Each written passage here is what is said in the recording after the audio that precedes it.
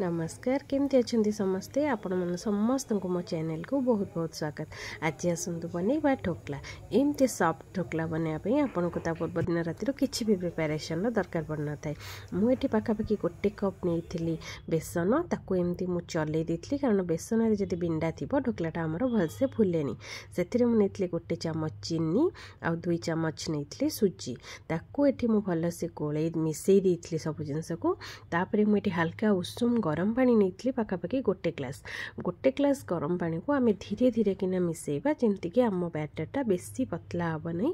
कि बेसी मोटा हेनी परफेक्ट कंसिस्टेंसी तार आसला आम ताकू घोड़े देकी 10 मिनिट रेस्ट मोड्रे रखीदबा।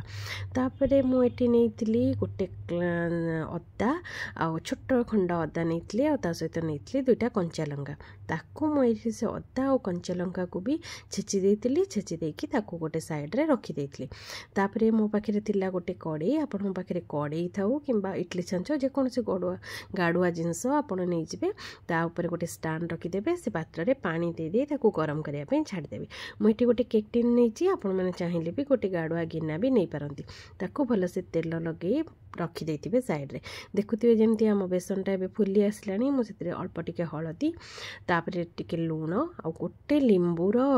रस नहीं लुणटा आपण आपण हिसाब से ने मुझे कहनी गोटे चामच कि 2 चामच आपण आपण हिसाब से ने छेचिकी रखीदेबा लंका और अदा को मुझे मिसई देछि ता सहित गोटे चामच पाखापाखि तेल मुझे पकई तेल पकेला बैटरटा को आम भलसे गोलेदेबा। तापरे जमती कि आपण मैंने देखिपे ये मो पानी ऑलरेडी गरम हो गले आपर प्रोसेसटा आमको बहुत फटाफट करार अच्छी आपर आमको नबार अच्छी इनो माने विदाउट फ्लेवर आम नॉर्मल इनो नहीं पारे जोटा कि आपण इनो पकेला आपण ये प्रोसेसटा को बहुत शीघ्र करार अच्छी आपको आपण क्लॉकवाइज कि एंटी क्लॉकवाइज एमती भी हो गोटे डायरेक्शन ही गोलेबे 2 पटू मिसेबे ना देखिपे आमर इनो पकेला बैटरटा केमती फुलिकी डबल हो गला ताको ये प्रोसेस को बहुत शीघ्र करार अच्छे तेणुक केक टिन आम सांगे सांगे से आमर घोलटा को मिसई देकी कौन करवा ना टिके टैप करदे कारण ता भितर जब बबल्स रही आमर ढोकलाटा भलसे फुलबनी। आपण मैंने जमी देखुए मुझे कौन करना मो केक टिनटा को गैस रे रखीदे कवर करके मीडियम फ्लेम रे प्राय 15 मिनिट कुक हवा को छाड़देली 15 मिनिट भितर आपड़ ताको खोलेनि आ देखुए गैस रे जमी लीक न करे आमर एयरटा बाहर को न बाहर आपण मैंने देखिपे मो नाइफटा पूरा सुखिला बाहरला ता माने मोर ढोकलाटा परफेक्टली कुक्ड हो जाइए। तापर आम ताको एबे ठंडा हवाई तले काढ़ी रखीदबा। एबे आसत छुंक लगेबा से मु गोटे फ्राइंग पैन में कौन करना नहीं कि तेल रे मुझे पकईदेली हेंगुटा ए निहाती दरकार आ फ्लेवरटा बहुत भल लगे। तापर मुझे गोटे चामच पाखापाखि पकईली सोरिषटा आमर भलसे फुटीगला मुझे रखी काटिकी रखी किसी कंचा लंका ता सहित मुझे देती आमर कड़ी पत्ता आपण मैंने जमी देखिपे आम ढोकलाटा पूरा रेडी हो जाइए। कंचा लंका सहित कड़ी पत्ता पकेला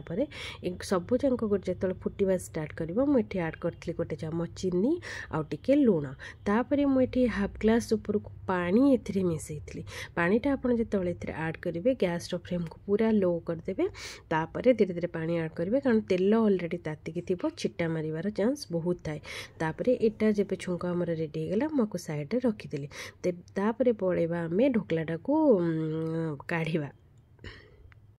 ढोकलाटा को अनफोल्डिंग करने आम ढोकलाटा जब परफेक्टली बेक हो जाइए से कड़े तार जमा भी लगे से आराम से बाहर जमती कि आपण मैंने देखुं मो हल्का से चारिपटू टैप टैप करदेला ढोकलाटा आमर केते बढ़िया से केक टिन को छाड़ीगला। तापर आम कौन करवा ढोकला को कट लगेदेबा भल से आम पूरा स्क्वायर साइज हो आपन को जो शेपटा पसंद आप शेप्र कट लगेदेवे। तापर आम जो बन की रखी थे आमर छुंकटा को धीरे धीरे किना से ढोकला उपर लगे कारण ढोकला उपर आम कटटा लगेला भितर तुम जो छुंकर पानीटा भितर रसटा भितर गला आम ढोकटा खायापी आहरी जुसिला आहरी सफ्ट लगे जमती मैंने आपण मैंने देखिपे मुझे कट लगेदेली आपर छुंकटा को धीरे धीरे धीरे धीरे के स्प्रेड करदेवी। आपण पाखे जब ग्रेडेड कोकोनट थी नड़िया कोरा आपण आउपर टिके स्प्रिंकल करदे आउे आउ टिके धनिया पत्र स्प्रिंकल करदे तापर आपण सर्व करेंगे। आपण मैंने टमाटो केचप सहित भी खाईपारे खावा को ये बहुत टेस्टी थाए और बहुत यमी थाए आपण मानक जदि इंस्टांट ढोकलार रेसिपीटी भल लगी आपण मैंने मो चैनल जदि नुआ था मो चैनल को निश्चित भाव सब्सक्राइब करेंगे वीडियो टी लाइक करेंगे आ कमेंट मत लिखिकी जनइबे आपन को एमती एमती फील्ड कौ रेसिपी दरकार चेष्टा करेंगे आपण मानी सब रेसिपी नहीं आसापी एवं ये प्रोसेस ढोकलाटी को बनाते अब एंजॉय करंतु रही जय जगन्नाथ।